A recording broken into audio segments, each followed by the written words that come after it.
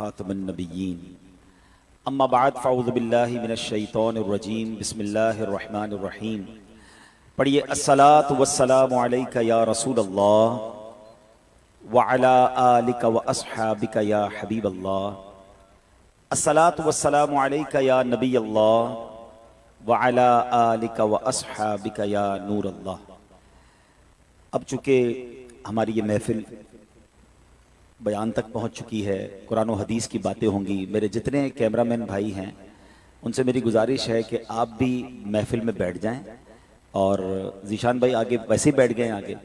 और मेरा ख्याल है कि मैं पूरा साल ही बयाना करता हूं, लेकिन जितने कैमरामैन इनके प्रोग्राम में होते हैं वो दुनिया में कहीं और नज़र नहीं आते हैं। ज़ीशान भाई से शायद कैमरामैनों को प्यार भी ज़्यादा है, तो मेरी गुजारिश है कि अब ये सारे कैमरामैन भाई आप भी अल्लाह रसूल की बात सुन लें और फिर सारी रात तस्वीर खींचते रहिएगा। बयान हो जाए ना, इसके बाद आपको जितनी खींचनी है खींच लें। अब सब बैठ जाए, हमजा भाई भी आगे आ जाएं, ताकि मैं चाहूँगा कि फोकस के साथ, मैं ज़्यादा लंबा नॉर्मली बयान नहीं करता हूँ, फोकस के साथ अगर इंशाअल्लाह कुरान और हदीस की बात सुनेंगे जिसके लिए आप आए हैं तो इंशाअल्लाह उसकी बरकतें भी लूटेंगे। अल्लाह पाक हम सब का जमा होना अपनी बारगाह में कबूल फरमाए। अल्हम्दुलिल्लाह अज़्ज़ वजल दुरूद पाक पढ़ने के बेशुमार फ़ज़ाइल व बरक़ात हैं।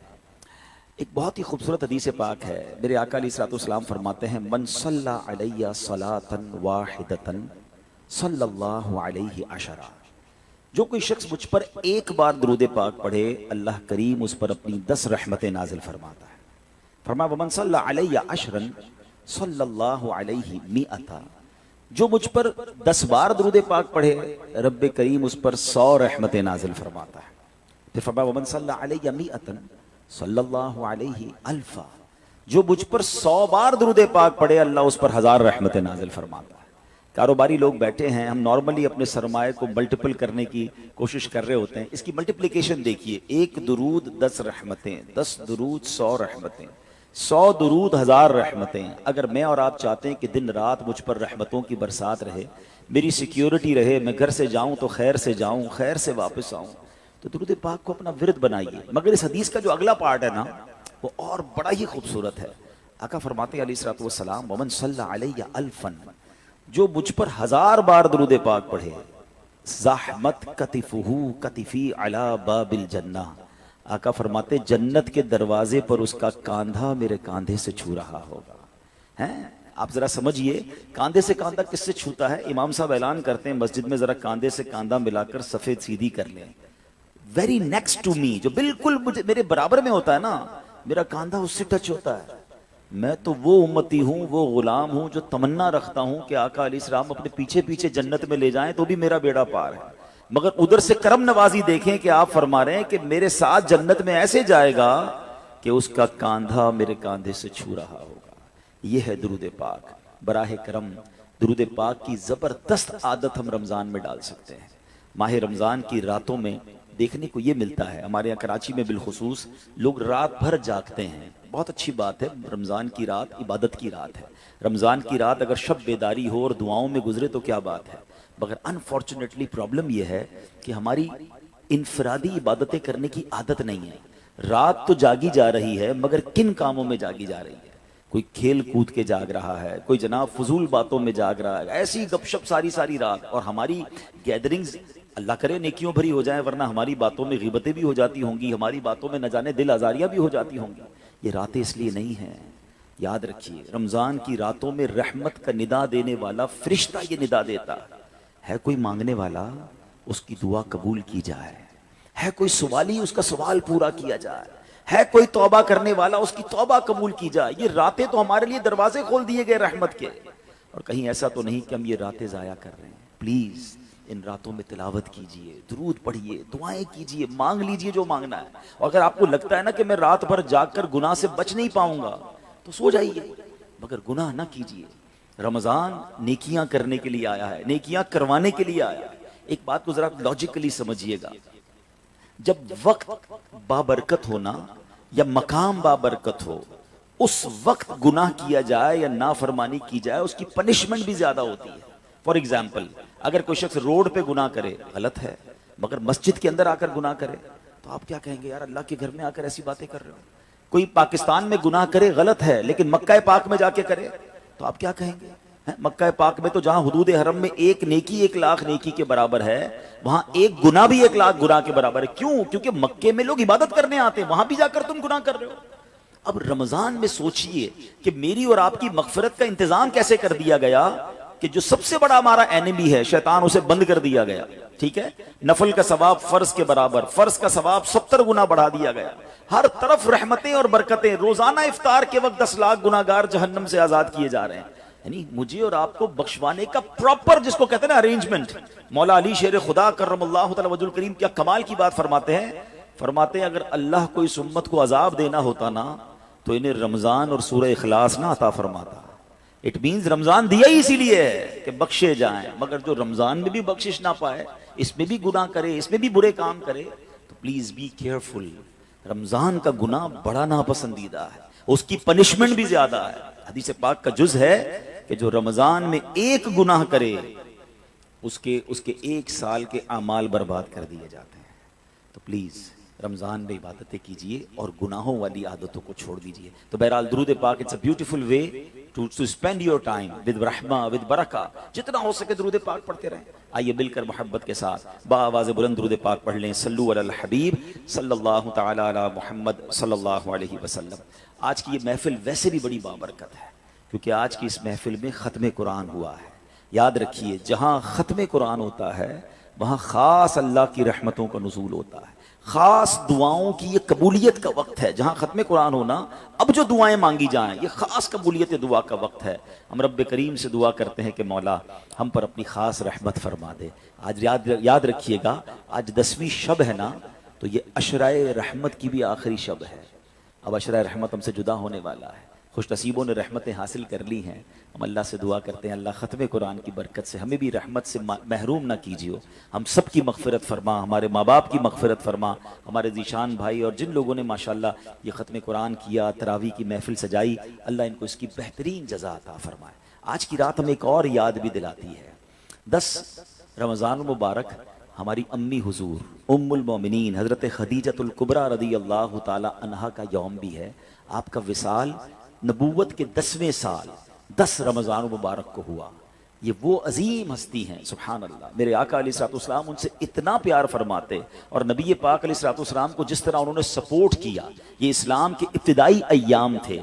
यानी हमारी ख़वातीन के लिए वो रोल मॉडल हैं कि अपने शौहर के साथ बर्ताव कैसा होना चाहिए, और स्पेशली टफ टाइम में आप तैयबा, ताहिरा, जाहिदा, सिद्दीका, और आप अजीम हस्ती हैं कि नबी पाक अलैहिस्सलाम की जो पहली ज़ौजा हैं वो आप हैं। और जब तक आप नबी पाक अलैहिस्सलाम की ज़ौजियत में रहीं, मेरे आका अलैहिस्सलाम ने कोई दूसरा निकाह नहीं फरमाया। एक और खूबसूरत बात कि प्यारे आका अलैहिस्सलाम की तमाम औलाद में सिवाय हज़रत इब्राहीम के जितनी औलाद है वो सब हज़रत खदीजतुल कुबरा रज़ियल्लाहु ताला अन्हा से है। और सुभान अल्लाह, रहती दुनिया के सैयदों की हैं नानी जान जो हैं वो हज़रत खदीजतुल कुबरा रज़ियल्लाहु ताला अन्हा है। जन्नतुल मुआला में आपका मज़ार शरीफ मौजूद है, मक्का मुकर्रमा में। अल्लाह तुरबत हज़रत खदीजा पर अपनी करोड़ों रहमतों की बारिश नाजिल फरमाए और उनके सदके हमारी मग़फ़िरत फरमाए और हमारी माओं बहनों को उनकी सीरत से अपनी ज़िंदगी में इम्प्लीमेंटेशन करने की तौफीक अता फरमाए। चूँकि बात ख़ानदान नबूवत की हुई है और सुभान अल्लाह, आइए उसी ख़ानदान की निस्बत से मैं एक बड़ा ही ईमान अफरोज़ आपको वाक़या सुनाता हूँ, जिस एक वाक़े में हम सब के लिए बहुत कुछ है। माजरा ये था कि मौला अली शेर खुदा करमल्लाहु तआला वजहुल करीम के घराने में 5 अफराद थे। बीबी फातिमा खातून जन्नत, हज़रत इमाम हसन, हज़रत इमाम हुसैन, और उनका एक ग़ुलाम था, उसका नाम था हारिस। ये 5 अफराद रहते थे और 3 दिन गुजर गए, उनके पास खाने को कुछ नहीं था। 3 दिन तक फाका है, खाने को कुछ नहीं है। खातून जन्नत बीबी फातिमा रज़ियल्लाहु ताला अन्हा ने मौला अली से कहा, ए अली, जाकर मेरा ये लिबास बेच कर आ जाओ। जरा मैं थोड़ा सा वाकया यहाँ ब्रेक करता हूँ, हम साथ साथ सीखते भी जाएंगे तो इंशाल्लाह आज बयान में आने का मकसद भी पूरा हो जाएगा। ये घराना कौन सा है? ये मेरे आका का घराना है। ये नबी पाक अलैहिस्सलाम की जिगर का टुकड़ा बीबी फातिमा रज़ियल्लाहु तआला अन्हा का घर है। मौला अली वो हैं कि जिनके बारे में नबी पाक फरमाए, जिसका मैं मौला उसका अली मौला। यानी इस कदर अजीम घराना। और सरकार दो आलम अलैहिस्सलाम के पास नेमतों की कोई कमी? आप तो वजह तखलीक कायनात है ना। नबी पाक अलैहिस्सलाम, he is the reason of the all creation. खुद फरमाते हैं कि अगर मैं चाहूं तो ये मक्के के पहाड़ सोने चांदी के बनकर मेरे साथ चलना शुरू हो जाए, इतना अथॉरिटी है। मगर 3 दिन से खाने को नहीं है। मगर उस घराने में शिकवा भी नहीं है, उस घराने में कंप्लेन भी नहीं है। मैं नहीं समझता यहां कोई ऐसा मेरा भाई बैठा हो, बल्कि अगर ये बयान लाइव जा रहा है तो कोई ऐसा हो जो 3 दिन तक भूखा प्यासा रहा हो। ठीक है, कभी किसी गरीब के साथ 1-2 वक्त नागा हो जाता है, मगर कहीं ना कहीं से अल्लाह की रहमत से इंतजाम हो जाता है। मगर उस घराने का तो हाल देखें कि 3 दिन का फाका है। क्या कभी ऐसा हुआ कि हम में से किसी ने अपना लिबास बेचा हो खाने के लिए? खातून जन्नत, जन्नती औरतों की सरदार, आप कह रही है मौला अली शेर खुदा को कि जाकर मेरा लिबास सेल आउट करें और कुछ खाने को ले आए। सबक मिल रहा है कि अगर कभी जिंदगी में कोई तकलीफ आ जाए, कभी कोई जनाब हमारी चीजों में कमी हो जाए, तो शिकवे नहीं करने, सब्र करना है। हमें तो जनाब थोड़ा सा कारोबार डाउन हो जाए, थोड़ी मार्केट डाउन हो जाए, थोड़ा सा जनाब कोई नुकसान हो जाए, तो हमारा तो चेहरा ही बता देता है कि लगता है बहुत बड़ा लॉस हो गया है। नहीं जनाब, ज़बां पर शिकवे रंजो अलम लाया नहीं करते, ज़बां पर शिकवे रंजो अलम लाया नहीं करते, नबी के नाम लेवा गम से घबराया नहीं करते। अब जरा आगे सुनिए, मौला अली शेर खुदा करमल्लाहु तआला वजहुल करीम वो लिबास मार्केट में जाके सेल आउट करते हैं। वो लिबास बिकता है 6 दिरहम का, ठीक है। अब लॉजिक तो ये कहती है कि 6 दिरहम का अनाज खरीदें और घर वालों के लिए खाना लेकर जाएं। उसी दौरान एक साइल आ जाता है, एक अल्लाह का बंदा आता है, कहता है ए अबुल हसन, मैं बहुत गरीब हूं, मुझे अल्लाह के नाम पे कुछ दे दो। अच्छा, अब हम जैसा कोई आदमी होता तो 6 में से चले, अगर बहुत सखावत भी होती तो चले 1 दिरहम उसे दे देता। मगर ये घराना कैसा घराना है, सखावत कैसी है इस घराने में। मौला अली शेर खुदा ने 6 के 6 दिरहम उस फकीर को दे दिए, अगेन एम्प्टी हैंडेड, सब दे दिए। थोड़ा आगे चले तो एक आराबी आया और आकर कहता है, उसके पास ऊंटनी थी, कि ए अबुल हसन, मौला अली की ये कुन्नियत थी, ये ऊंटनी खरीदोगे? मौला अली कहते हैं मेरे पास तो पैसे ही नहीं है। तो कहा उधार खरीद लो। कहा कितनी की देनी है? कहा 100 दिरहम की। आपने ऊंटनी खरीद ली। थोड़ा और आगे गया तो एक और अरबी आया, एक और अरबी शख्स कहता है ए अली, ये ऊंटनी बेचनी है? कहा बेचनी है। कहा कितने की खरीदी है? हैं? कैसा क्वेश्चन है। बिजनेस कम्युनिटी के लोग बैठे हैं ना, हमसे को पूछ ले आपकी कॉस्ट क्या है, उसके बाद तो जनाब वो कलाबें लगती हैं, भाई अल्लाह की कसम मेरी तो कॉस्ट ही इतने की है। अच्छा, हमें समझ नहीं आती, बंदा पहले कॉस्ट 1000 रुपए बताता है, थोड़ी नेगोशिएशन करो तो 950 पे आ जाता है। यार अभी तो आप कसमें खा रहे थे मेरी 1000 की कॉस्ट है। हमारा ये हाल है। मौला अली शेर खुदा, घर में खाने को कुछ नहीं है, आप फरमाते हैं 100 दिरहम की खरीदी है। सच को आंच नहीं है। वो बंदा कहता है 160 की देनी है। आपने कहा बिल्कुल देनी है। 160 में आपने सेल कर दी। थोड़ा आगे गए तो पहले वाला जो अरबी था वो आया, कहा ए अली वो ऊंटनी कहां गई? कहा मैंने बेच दी। कहा मेरे पैसे दे दो। आपने 100 दिरहम दे दिए। खुशी खुशी घर आए और बीबी फातिमा के हाथ में 60 दिरहम रख दिए। खातून ने जन्नत कहती है ए अली, मेरा जोड़ा इतना कीमती तो नहीं था कि 60 दिरहम का बिक जाता। सुनो मौला अली क्या कहते हैं। कहते हैं मैंने अल्लाह से तिजारत की है, मैंने अल्लाह से कारोबार किया है। 6 मिले थे वो अल्लाह की राह में खर्च किए, अल्लाह ने मुझे 60 लौटा दिया है। हाय हाय हाय। अब सुनिए, अब आगे सुनिए इसकी, और इस वाक्य का खूबसूरत टर्न और सुनिएगा, ईमान ताजा हो जाएगा। इस घराने की शान क्या है। आला हजरत इमाम अहले सुन्नत लिखते हैं ना, क्या बात रजा उस चमनिस्तान करम की, क्या बात रजा उस चमनिस्तान करम की, ज़हरा है कली जिसमें हुसैन और हसन फूल। ये घराना ही चमनिस्तान करम है। अब जब सुबह बारगाह रिसालत में गए तो नबी पाक अलैहिस्सलाम को ये बताते, मौला अली बताते, इससे पहले सरवरे कायनात अलैहिस्सलाम सवाल करते हैं, ए अली तुम्हारे कल के मामले का तुम्हें पता है क्या था? तुम्हारा कल तुम्हारे साथ जो मामला हुआ तुम जानते हो क्या था? मौला अली कहते हैं अल्लाह आलम व रसूलु आलम, हुजूर आप ही बता दे मामला क्या था। कहा ए अली, जो तुम्हें ऊंटनी बेचने आए थे वो कोई और नहीं, वो हजरत मीकाईल अलैहिस्सलाम थे। ए अली, जो तुमसे ऊंटनी खरीदने आए थे ना, वो हजरत जिब्राईल अलैहिस्सलाम थे। और जानना चाहोगे वो ऊंटनी कौन सी थी? ये वही ऊंटनी है कि जिस पर मेरी बेटी बीबी फातिमा खातून जन्नत कयामत के रोज सवारी करेंगी। ये ऐसा सखी घराना है जो तुमसे न मांगूं तो फिर किससे मांगूं, तुम्हारा तो सारा घराना सखी है। अब इस एक वाक्य से इतना कुछ है हमारे लिए। मैं कुछ और बयान ना भी करूं ना, आज इसी एक वाक्य को मैं परत ब परत खोलता चला जाऊं तो ये एक इंसिडेंट, ये एक beautiful story of the family of रसूलुल्लाह सल्लल्लाहु अलैहि वसल्लम में क्या कुछ सिखा रही है। कनात किसको कहते हैं, सब्र किसको कहते हैं, अल्लाह की रिजा पर राजी रहना किसको कहते हैं, और फिर सखावत किसको कहते हैं, अल्लाह पर भरोसा किसको कहते हैं। हम तो बहुत अजीब व गरीब लोग हो गए हैं, हमें तो असबाब पर भरोसा है, हमारी तो कैलकुलेटर से कैलकुलेशन चलती है कि नहीं जनाब इतने साल मेहनत करूंगा तो ये मिलेगा। अपने प्लान ही खत्म नहीं होते, थोड़ा सा जनाब हमारा प्लान डिस्टर्ब हो जाए तो लोग मायूसी वाली बातें, डिप्रेशन में चले जाते हैं, लोग माद अल्लाह सुसाइड की बातें करने लग जाते हैं। किधर गया रब पर भरोसा, ना करें ऐसा। बाज औकात आजमाया जाता है, बाज औकात इसमें बहुत सारी हिकमतें होती हैं। एक और हदीस पाक का वाकया सुनाऊंगा, फिर अपने टॉपिक की तरफ दोबारा आते हैं। कमाल का वाकया, और ये वाकया नबी पाक अलैहिस्सलाम ने सहाबा को सुनाया। हजरत अबू हुरैरा रज़ियल्लाहु तआला अन्हु इस हदीस के रावी हैं। हजरत अबू हुरैरा कहते हैं कि नबी पाक अलैहिस्सलाम ने हमें यह वाकया सुनाया कि बनी इसराइल में 3 शख्स थे। अब जरा गौर से सुनिएगा। हम में से कई लोग ऐसे हैं जो पिछले 5, 10, 15 सालों में अल्लाह ने उनको बड़ा उरूज दिया है। अल्लाह आपको और तरक्की दे, आपके रिज़्क़ हलाल में अल्लाह और बरकत दे, मगर गौर से सुनिएगा। आका अलैहिस्सलाम फरमाते बनी इसराइल में 3 लोग थे, अल्लाह करीम को उनकी आजमाइश मकसूद हुई, उनका एग्जामिनेशन मकसूद हुआ। वो तीनों बंदे कौन थे? उसमें एक बंदा था जिसको बर्स का मर्ज था, कोढ़ का मर्ज होता है ना। एक बंदा था जिसकी आंखें नहीं थी, नाबीना था। और एक बंदा था जिसके बाल ही नहीं आते थे, गंजा था, उसकी तमन्ना बड़ी थी कि बाल आ जाए। तीनों किसी ना किसी प्रॉब्लम, किसी क्लैमिटी, किसी डिफिकल्टी में थे। अल्लाह ने एक फरिश्ता भेजा उनके पास।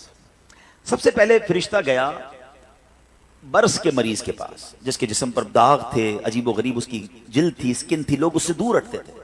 उसने बर्स के मरीज को कहा कि भाई ये बताओ तुम्हारी सबसे बड़ी तमन्ना क्या है? वो कहता है मेरी सबसे बड़ी तमन्ना ये मेरी बीमारी दूर हो जाए, लोग मुझसे दूर हो जाते हैं, मेरी बॉडी पर अजीब अजीब किस्म के दाग हैं। फरिश्ते ने दुआ की, उसके जिस्म पर हाथ फेरा, उसकी बॉडी बिल्कुल ठीक हो गई। कहा ये बताओ तुम्हें माल कौन सा अच्छा लगता है? तो वो बंदा कहता है कि मुझे जो है वो ऊँटनी बड़ी पसंद है। फरिश्ते ने उसको एक ऊँटनी दी जो गाबन थी, बच्चा देने वाली थी, और बरकत की कि या अल्लाह तेरे माल में बरकत दे। फरिश्ता आगे चला गया। अब फरिश्ता पहुंचा दूसरे बंदे के पास, और वो बंदा था जो गंजा था, उसके बाल ही नहीं आते थे। फरिश्ते ने कहा तेरी ख्वाहिश क्या है सबसे बड़ी? कहता बस मेरे बाल आ जाएं, इससे बड़ी क्या तमन्ना है। फरिश्ते ने उसके सर पे हाथ फेरा, दुआ फरमाई, उसके बाल आ गए। तुझे माल कौन सा पसंद है? तो उसने कहा कि मुझे जो है वो गाय बड़ी पसंद है। उसको एक गाबन गाय, बच्चा देने वाली गाय दी, दुआ की कि या अल्लाह तेरी माल में बरकत दे। थर्ड पर्सन के पास फरिश्ता गया। वो कौन था? अंधा था, मादरजात, बाय बर्थ ब्लाइंड। तेरी क्या तमन्ना है? बोले मेरी तो जिंदगी में है ही अंधेरा, अल्लाह करे मेरी आंखें आ जाएं। फरिश्ते ने उसकी आंखों पर हाथ रखा, दम किया, दुआ की, उसकी आंखें आ गई। तुझे क्या चाहिए? कहा मुझे बकरी बड़ी पसंद है। उसको बकरी दी जो बच्चा देने वाली थी, और उसके बाद वो फरिश्ते ने बरकत की दुआ दी, चला गया। अब अल्लाह की शान देखें, हदीस पाक के अल्फाज हैं, अल्लाह ने उन तीनों के माल में खूब बरकत दी। हजारों बकरियां हो गई, हजारों ऊंट हो गए, हजारों गाय हो गई। यानी उस जमाने के वो मिलियनर बिलियनर बन गए। आफ्टर सम टाइम फरिश्ता जाता है अब वो पहले बंदे के पास, बर्स के मरीज के पास, और फरिश्ता भी उसी अपीयरेंस में जाता है। फरिश्ता खुद भी बर्स का मरीज बन के जाता है और जाकर कहता है भाई मुझे कोढ़ का मर्ज है, गरीब मुसाफिर हूं, अल्लाह ने तुझे बड़ा माल दिया है, ऐसा कर कि जो इतनी सारे तेरे पास सैकड़ों हजारों ऊंट हैं, मुझ गरीब को एक ऊंटनी दे दे। वो बंदा कहता है कि ये तो मैंने खुद कमाया है, ये तो सब मेरी एफर्ट है, मेरे तो बाप दादा की मीरास है। ये तुझे अल्लाह ने नहीं दिया? तू कुछ अरसा पहले गरीब था। कहते नहीं किसने कहा तुझे? मैं तो पहले से ही मालदार था, मेरे तो फैमिली का ये सारा माल है, ये मैंने अपनी मेहनत से किया है। फरिश्ते ने कहा ठीक है, अगर तू सच्चा है तो ठीक है, और अगर तू झूठा है तो अल्लाह तुझे पहले जैसा ही कर दे। फरिश्ता दूसरे के पास गया। अब किसके पास गया? गंजे के पास। कहा भाई मैं बड़ा गरीब इंसान हूं, मुसाफिर हूं, तुझे अल्लाह ने बड़ा माल दिया, इतनी गाय हैं, एक गाय मुझे दे दे। तू भी तो गरीब था कुछ अरसा पहले। कहता किसने कहा तुम्हें मैं गरीब था? मैं तो शुरू से मालदार हूं, मेरे बाप दादा की जायदादें थी, ये तो मेरा अपना कमाया हुआ माल है, मैंने किया है सब कुछ, मेरे पास कुछ नहीं है तुझे देने के लिए। ठीक है, अगर तू सही कहता है तो ठीक है, अगर झूठ बोलता है तो अल्लाह तुझे पहले जैसा कर दे। अब फरिश्ता तीसरे बंदे के पास गया जो अंधा था, पहले आंख वाला हो गया था। फरिश्ता आंख बगैर का बन के उसके पास गया कि भाई मेरी आंखें नहीं हैं और मैं गरीब भी हूं, तुझे अल्लाह ने इतनी बकरियां दी हैं, कुछ मुझे भी दे दे। वो पता है अंधा क्या कहता है? साबिका अंधा, सच्ची बात है, आंख वाला था वो। कहता भाई ठीक कहते हो, मैं तो पहले अंधा था, मेरे पास तो कुछ भी नहीं था, ये सब मेरे रब ने दिया है मुझे। तू भी उसी प्रॉब्लम में जिस प्रॉब्लम में मैं पहले था। मेरे भाई तुझे जो लेना है ले ले, मुझे रब ने कहां से कहां पहुंचा दिया, मेरे पास तो था ही कुछ नहीं, तू भी मेरी तरह गमज़दा है। ए भाई ये बकरियां तेरी, जितनी चाहे ले जा। फरिश्ता कहता है मुझे कुछ नहीं चाहिए, अल्लाह तेरे माल में बरकत डाल दे, ये तेरी आजमाइश थी जिसमें तू कामयाब हो गया। तेरे बकिया दो दोस्त जो थे वो बर्बाद हो जाएंगे और अल्लाह तुझे और नवाजेगा। ये हदीस पाक में नबी पाक अलैहिस्सलाम ने वाकया सहाबा को सुनाया। आज सच बताएं हमारी कैफियत क्या है? हम जब कुछ बन जाते हैं तो हमारी जबानों पर यह आता है कि ये मैंने किया है, ये मेरा कमाल है, ये मेरे बेस्ट डिसीजन थे, ये मेरा वक्त पे फैसला था, मैंने प्रॉपर्टी उठा ली थी तो जनाब इतने आगे पहुंच गया। नहीं प्यारे प्यारे इस्लामी भाइयों, ये ना करना। हमेशा जिंदगी में एक जहन बनाई रखना कि जो कुछ दिया है वो मेरे रब ने दिया है, मेरी कोई औकात नहीं है। अरे मुझसे ज्यादा अक्लमंद लोग मौजूद हैं, मुझसे ज्यादा पढ़े लिखे समझदार लोग मौजूद हैं। अगर रब ने मुझे नवाजा है तो ये सिर्फ उसकी मेहरबानी है। और जब बंदा इतराने लग जाता है, जब अपनी शोहरत, अपने माल, अपनी इज्जत पर यह घमंड इख्तियार करता है, तो एक बात याद रखिएगा, व तो इज्जु मन तशा व तो जिल्लु मन तशा बियदिकल खैर। अल्लाह जिसे चाहे इज्जत देता है, जिसे चाहे जलील फरमा देता है। हमने करोड़ों जिसके फॉलोवर्स हैं उनको देखा मिनटों में जलील होते हुए। ज़कात देने वाले दिनों के अंदर ज़कात लेने वाले बनते देखे। ऐ मेरे प्यारे इस्लामी भाइयों, दुनिया में उरूज वाले जेलों में गिरफ्तार होते भी आपने देखे। वक्त नहीं लगता बदलने में। आजिज़ी, इनकिसारी और अल्लाह पर भरोसा रखना। हमने जो खानदान नबूवत का वाकया सुना ना, उसमें से सबसे बड़ा मैसेज पता है क्या है? कि आजमाइशें आती हैं, हमने उस आजमाइश पर सब्र करना है। हम बेसब्री कर जाते हैं। कुरान मजीद फुरकान हमीद में रब अज़्ज़ वजल ने वाज़ेह ऐलान फरमा दिया, यानी कमाल देखें, हमें पहले से बता दिया तुम्हारा एग्जामिनेशन आने वाला है। क्या फरमाया? वलनब्लुवन्नकुम बिशैइन मिनल खौफि वल जूइ व नक्सिम मिनल अम्वाल वल अनफुसि वस्समरात। यानी अल्लाह ने फरमाया अन करीब तुम्हें आजमाएंगे, बी रेडी, बी केयरफुल, आपका एग्जाम होने वाला है। अच्छा, ये भी नहीं फरमाया कि किसी भी चीज से एग्जाम हो जाएगा, हमें एग्जामिनेशन के क्वेश्चन भी बता दिए कि क्या क्या टेस्ट आ सकता है। हम कहते हैं जरा गैस पेपर तो बताएं, क्वेश्चंस क्या होंगे। कुरान ने बता दिया है कि क्या क्या टेंशन आ सकती है। क्या फरमाया? बिशैइन मिनल खौफी, कभी खौफ आएगा, डर लगेगा, दुश्मन सामने आ जाएंगे, हैं, बच्चों के लिए खौफ हो जाएगा, माहौल आपके आसपास का डेंजरस हो सकता है। वल जूइ, कभी भूख से परेशान हो जाओगे, माल कम हो जाएगा, गुर्बत आ सकती है। फिर फरमाया बिशैइन मिनल खौफी वल जूइ व नक्सिम मिनल अम्वाल, तुम्हारे माल खराब हो जाएंगे, हैं, कभी आप शिपमेंट मंगवाएंगे, कभी आपने स्टॉक खरीदा होगा, कभी दुकान लगाई होगी, अचानक माल में कोई फॉल्ट निकल आएगा, आपका कारोबार डाउन होने लग जाएगा, ये भी हो सकता है। वल अनफुसी वस्समरात, तुम्हारे जिस्मों में प्रॉब्लम आ सकती है, हम बीमार हो सकते हैं, हमारी बॉडी में प्रॉब्लम। बंदा कहता है चलते चलते बीमार हो गया, एवरीथिंग इज गोइंग गुड, अचानक कौन सा वायरस निकल आया। ये टेंशन, ये इम्तिहान होना है। वस्समरात, या तुम्हारे फल, तुम्हारे माल, तुम्हारे बागात, ये भी खराब हो सकते हैं। मगर आगे कुरान क्या कहता है?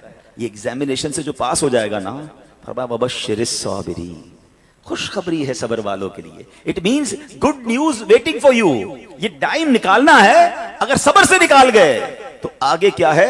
खुशखबरी मौजूद है। अल्लज़ीना इज़ा असाबतहुम मुसीबा क़ालू इन्ना लिल्लाहि व इन्ना इलैहि राजिऊन, कि जब उन पर कोई मुसीबत आती है तो वो क्या कहते हैं? वावेला नहीं करते, कहते अल्लाह ही का माल है, अल्लाह ही की तरफ लौट जाना है। काश ये बात समझ आ जाए।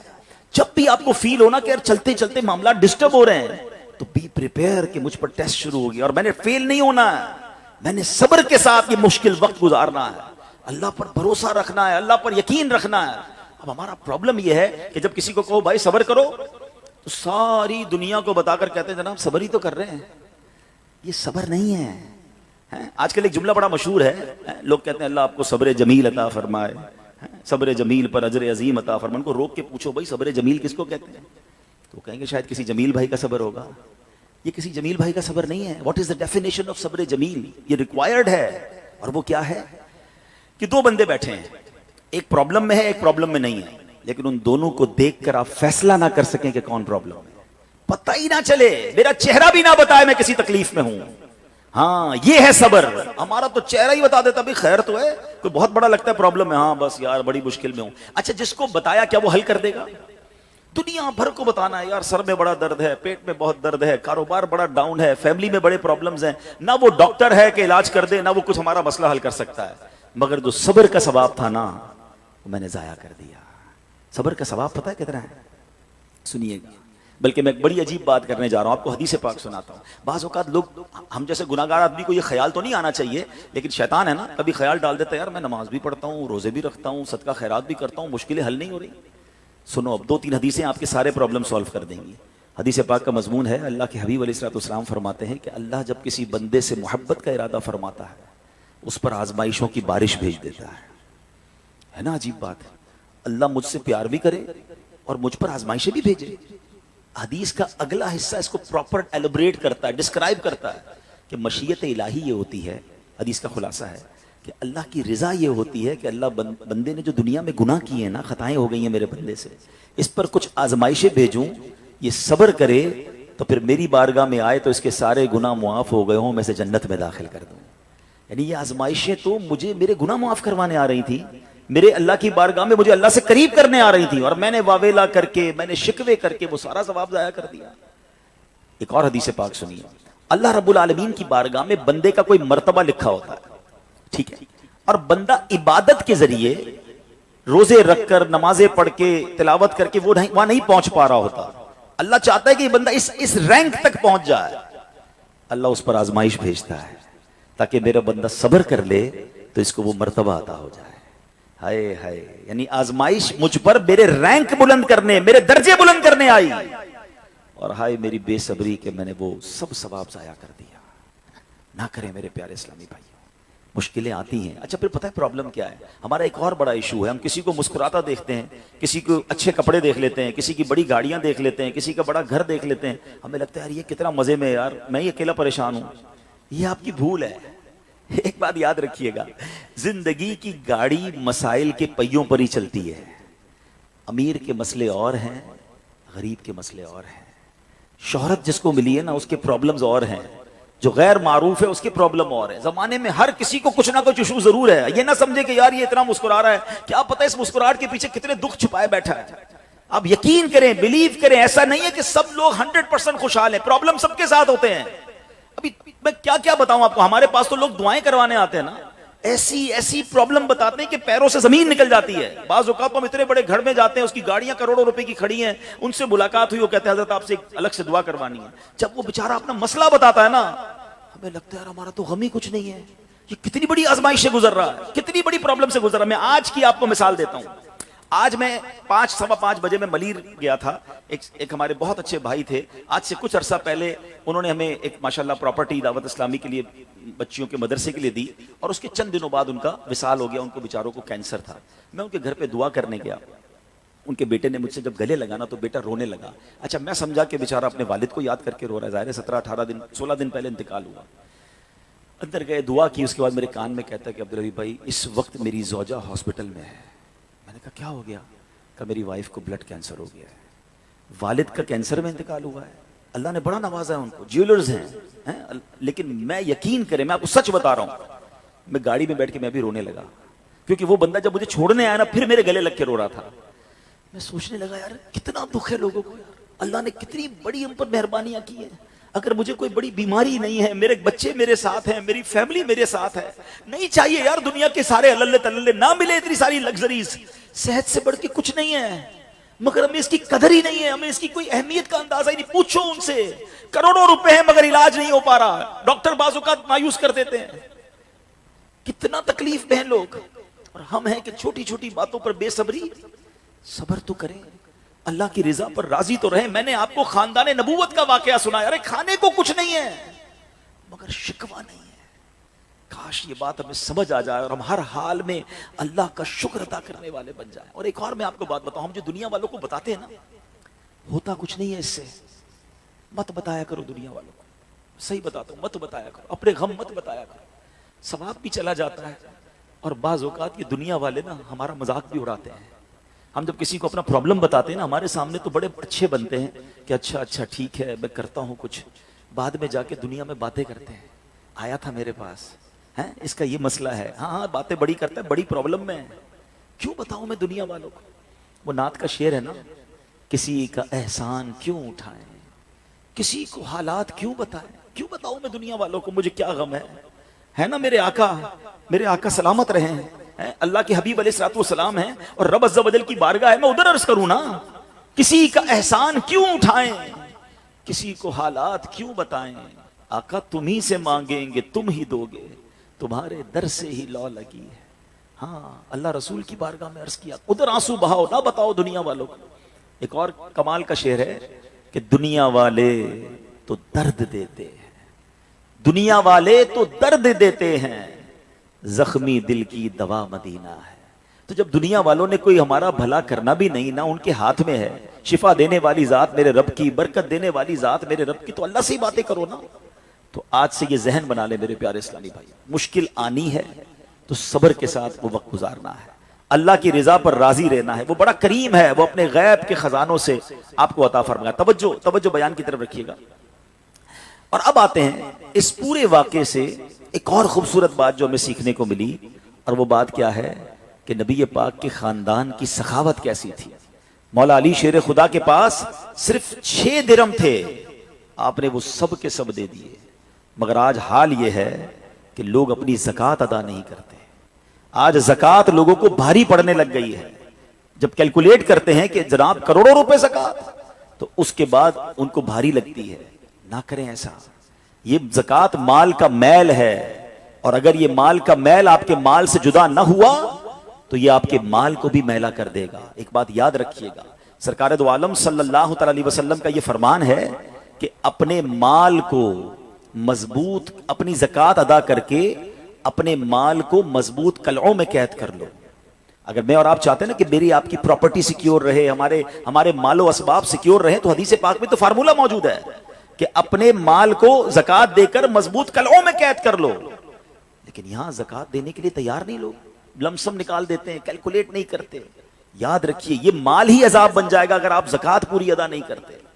माशाल्लाह हमारे गवर्नर साहब मौजूद हैं, ये गरीबों के लिए बहुत सोचते हैं। लेकिन मैं आपको अगर इस मुहिम को हम लेकर चले ना कि लोग सिर्फ ज़कात पूरी अदा करें, मेरे पास कैलकुलेशन मौजूद है। माशाल्लाह यहाँ वो भी लोग हैं जो टीवी पर प्रोग्राम्स करते हैं, आप सब इस बात को लेकर चलें कि अगर हमारे पाकिस्तान में सारे सरमायादार कुछ ना करें, अपनी ज़कात पूरी अदा कर दें, सारे जमींदार अपनी ज़कात पूरी अदा कर दें, आप अपनी आंखों से देखेंगे कि गुर्बत कितनी जल्दी खत्म होती चली जा रही है। मैंने एक बार गवर्नर साहब कैलकुलेशन की, जरा सुनिएगा। पाकिस्तान ज़रई मुल्क है, ठीक है, और उसकी ज़राअत की जो कैलकुलेशन है वो इंटरनेट पर मौजूद है, you can search with yourself. आप चेक कर लें कि 2023 में पाकिस्तान की टॉप 20 क्रॉप्स कौन कौन सी हुई हैं, आप इंटरनेट पर खुद ढूंढ लें।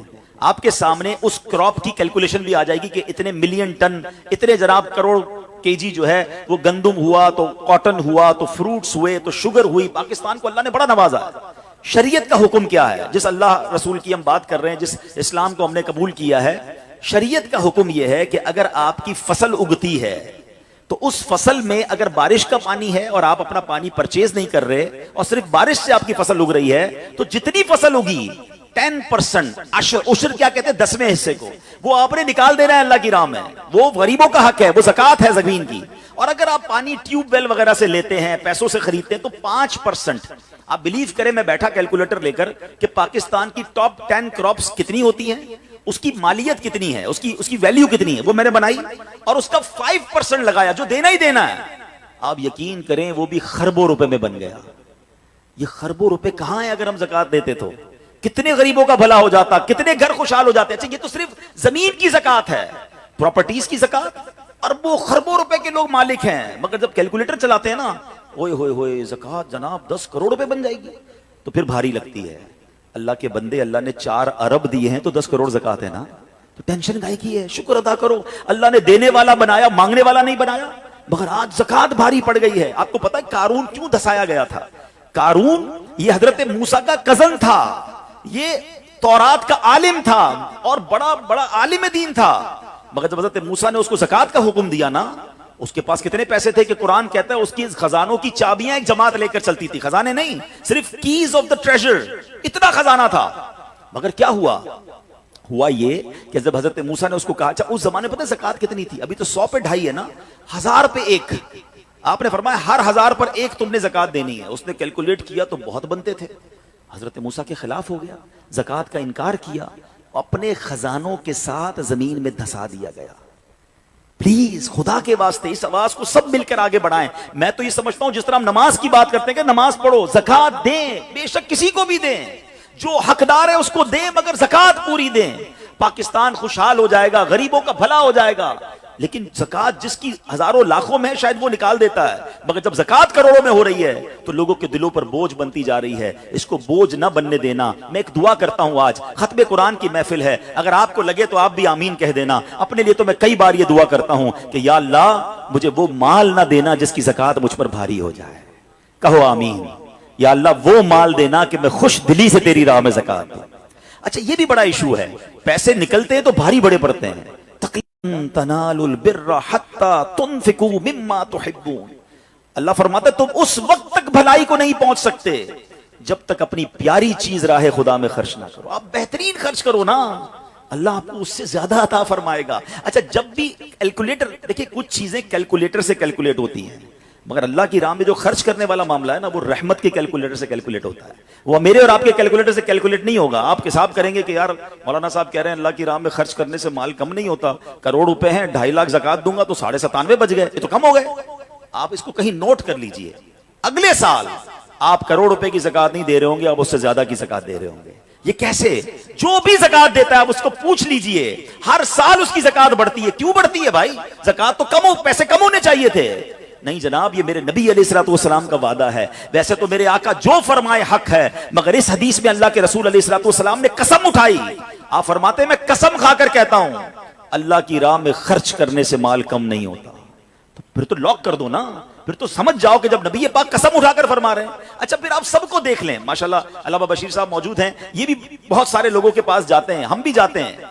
जो बांट रहा है ना, हम हर साल उसका बढ़ते हुए ही देख रहे हैं, कम नहीं होता। ये बेवकूफी है जो ये सोचता है कि यार दे दूंगा तो कम हो जाएगा। नहीं। और फिर मैं आखिरी बात कर दूं अपने बयान में, जो एक और इशू जो बहुत बड़ा हम देखते हैं, एक तो ज़कात पूरी देनी है और इंजॉय करके देनी है, खुश दिली से देनी है, मजे लेकर देनी। ये नहीं कि दिल पर बोझ, यार क्या करूं, 1 साल हो गया अब तो ज़कात देनी पड़ेगी।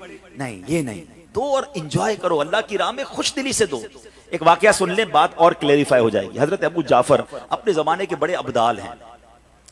उनके घर में एक फकीर आया, तो उन्होंने अपनी ज़ौजा को कहा कि अपने पास क्या है देने के लिए?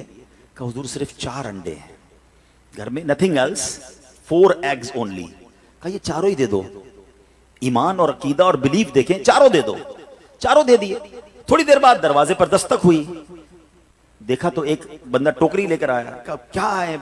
बेगम से पूछा। कहा आपके दोस्त ने अंडे भिजवाए हैं। कहा कितने आए? कहा साहब जरा सुनिएगा, कितने आए? कहा कि 30 आए हैं। कहा 30 किस हिसाब से आए? हमने तो 4 दिए थे ना। अब ईमान, उनका अकीदा और उनका बिलीफ देखे, क्या 4 दिए तो 40 आने चाहिए थे। एक का 10 अल्लाह का वादा है ना। तो कहा हुजूर आए तो 40 हैं, मगर 10 अंडे टूटे हुए हैं। तो आपने अपनी ज़ौजा से पूछा कि सच बताओ, जो तुमने 4 दिए थे उसकी कंडीशन क्या थी? कहा हुजूर बात यह, जब मैंने 4 दिए थे ना, उसमें भी 3 साबित थे, एक टूटा हुआ ही था। ये फॉर्मूला आज याद कर लो, पूरे दोगे पूरे मिलेंगे, टूटे दोगे टूटे मिलेंगे। अब आप चेक कीजिए कि जब अल्लाह की राह में खर्च करने की बारी आती है, मैं अपना माल दिल से निकलते हुए दुख हो रहा है या खुशी हो रही है, बेहतरीन दे रहा हूं या बचाने की कोशिश कर रहा हूं। हमेशा याद रखें, हम अल्लाह की राह में खर्च करते हैं, हमारे पैसे नहीं पहुंचते वहां पर, वहां नीयत पहुंचती है। अब मुझे बताओ ना यार, हम अपने लिए खर्च करते हैं बेहतरीन खाना, बेहतरीन लिबास, और गरीब को देना है तो बचा हुआ लेफ्ट ओवर। अब अच्छा, अब मैं कहता हूं 100 बंदों को नहीं खिला सकते, ना खिलाएं, 2 को खिलाएं, अच्छा खिलाएं, कोई बात नहीं। आप किसी के दिल में खुशी तो दाखिल करें। अपने घर वालों के लिए लिबास खरीद लें, 2 गरीब बच्चों के लिए वैसा ही लिबास खरीद लें, फिर देखें आपको कैसी बरकतें मिलती हैं। तो हमें इस बार ये एक अंदाज इख्तियार करना है कि हमने अल्लाह की राह में बेहतरीन खर्च करना है। इसको हमें गलती क्या करते हैं, फितरे की, जो फितरे की जो बात है उसमें मैं आपको एक बात बताता हूं। फितरा हदीस पाक में 4 किस्म का बयान हुआ है, गंदुम का, जौ का, किशमिश का और खजूर का। ठीक है, लेकिन हम बचपन से सुन रहे हैं, जब भी फितरे की बारी आती है, हम पहले 50 रुपए था वो दे दिया, 100 दे दिया, 200 दे दिया, 300 दे दिया। हमें ये पूरी हदीस या तो हमने पढ़ी नहीं थी या हमारे जहन में नहीं थी, मगर हदीस पाक में 4 किस्म का फितरा बयान हुआ है। गरीब आदमी गंदुम का फितरा दे दे कोई बात नहीं, मगर जो रोजाना बेहतरीन इफ्तारी कर रहा है, बेहतरीन खाने खा रहा है, सच बताओ उसको कौन सा फितरा देना चाहिए? मेरी इफ्तारी रोज अजवा खजूर से है और ईद वाले दिन मैं गंदुम का फितरा दे आता हूं। हमेशा याद रखे, अच्छा खर्च करे ना। इस बार फितरा जिसको अल्लाह ने जैसा नवाजा है, गरीब आदमी के लिए बात नहीं कर रहा, जिसको नवाजा है रब ने। क्या हम कभी ऐसा करते हैं कि ईद की शॉपिंग के लिए जाएं, दुकानदार से कहें कि यार जो कपड़ा सबसे सस्ता है वो निकाल दो, सबसे सस्ते जूते निकाल दो, मैंने ईद पढ़नी है। बेहतरीन चाहिए, अपने लिए बेहतरीन लेना है, अल्लाह की राह में लोएस्ट वाला फितरा देना है।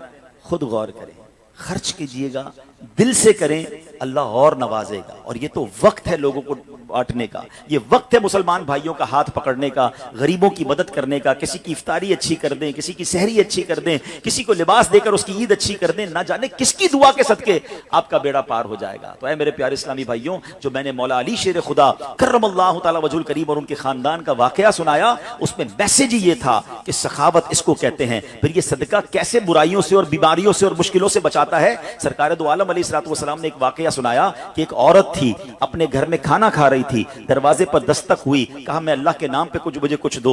औरत ने अपना निवाला मुंह का रोका और उस फकीर को दे दिया। सुनिएगा, हम तो जो बचता है वो देते हैं ना। औरत ने निवाला अपना रोका, उस गरीब को दे दिया। कुछ अरसे के बाद उस औरत के यहाँ बच्चा पैदा हुआ। सरकार दो आलम अलैहिस्सलातु वस्सलाम फरमाते हैं वो बच्चा लेकर जा रही थी, एक भेड़िया आया और उस बच्चे को छीन कर दौड़ने लगा। वो औरत चीखने लगी, मेरा बच्चा, मेरा बच्चा। अल्लाह के नबी अलैहिस्सलातु वस्सलाम फरमाते हैं अल्लाह ने जिब्रील अमीन को भेजा, उस भेड़िए के मुंह से उस बच्चे को छीनो, औरत को वापस देना और उसको कह देना कि लुकमे के बदले लुकमा हो गया है। ये लुकमा तुमने दिया था ना अल्लाह की राह में, अल्लाह ने उस भेड़िए से लुकमा छीनकर तुम्हारा बच्चा तुम्हें वापस लौटा दिया। ये है सदका, ये है अल्लाह की राह में खर्च करना, जो कैसे बलाओं को और बीमारियों को दूर करता है। मगर आज हाल ये है, यकीन जाने दुख होता है जब हम मिलते हैं लोगों से, उनकी वेल्थ पता होती है मगर ज़कात पूरी देने के लिए कोई तैयार नहीं है। खुदा रसूल के वास्ते आप भी और ये पैगाम को आम करें। मैं नहीं कहता आप दावत इस्लामी को दें, आपको सीलानी समझ नहीं आती ना दे हमें, लेकिन ज़कात तो पूरी दो यार। ये वो माल है जो आप मारे जाओगे, ये माल आपके लिए अजाब का बाइस बन जाएगा। और वल्लाह मैं 2-4 दिन पहले एक बिजनेसमैन के पास गया, बाज़ औक़ात हमें बिजनेसमैन भी सिखा रहे होते हैं। क्या कमाल की उसने मुझे बात कही, वो कहता है अब्दुल हबीब भाई मेरा ये पैगाम जरा बिजनेस कम्युनिटी तक पहुंचाइएगा कि जो ज़कात नहीं देते ना और जो खर्च नहीं करते, उनको पता ही नहीं है वो कितना बड़ा लॉस कर रहे हैं। मैं जब से मैंने बांटना शुरू किया है, मेरे माल में ऐसे बरकत आई है, मैं खुद हैरान हूं। मेरे सामने डील होती थी, वो मुझे नजर नहीं आती थी, मैं इधर अल्लाह की राह में सदका करता हूं, ऐसा लगता है आंखों से पर्दा उठता है, मेरा काम हो जाता है। तो उनको बताइए आप अपना खुद नुकसान कर रहे हैं अल्लाह की राह में खर्च ना करके। तो ये ड्यूटी है, बचपन से सुना था इस्लाम के 5 पिलर हैं, तौहीद, रोजा, नमाज, हज और ज़कात। हम ज़कात को तो ऐसे इग्नोर कर बैठे हैं कि जनाब दे दी अपनी मर्जी से, कोई 5 लाख देता है, कोई 10 लाख देता है, ज़कात किसको जा रही है ये भी नहीं सोच रहे कि मेरी ज़कात का ये मुस्तहिक है कि नहीं, मैं जिस ऑर्गेनाइजेशन को दे रहा हूं उसके पास कोई ज़कात अदा करने का सही फॉर्मूला है कि नहीं, या मैं जिस बंदे को दे रहा हूं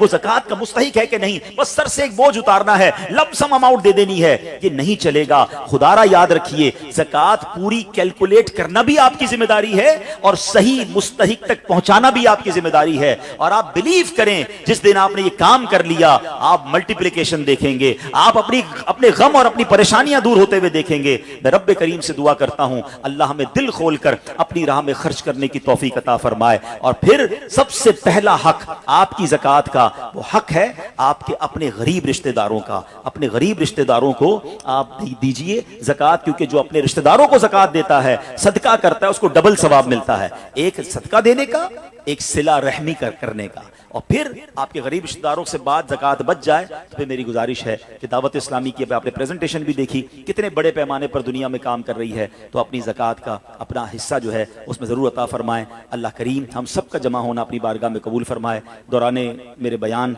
मेरे भाई मोहतरम गवर्नर साहब भी तशरीफ़ लाए, माशाल्लाह कौंसल जनरल साहब भी मौजूद हैं, मुख्तलिफ मुल्कों के उलमाए किराम मौजूद हैं। अल्लाह आप सबका आना कबूल फरमाए, ज़ीशान भाई का ये महफिल सजाना कबूल फरमाए।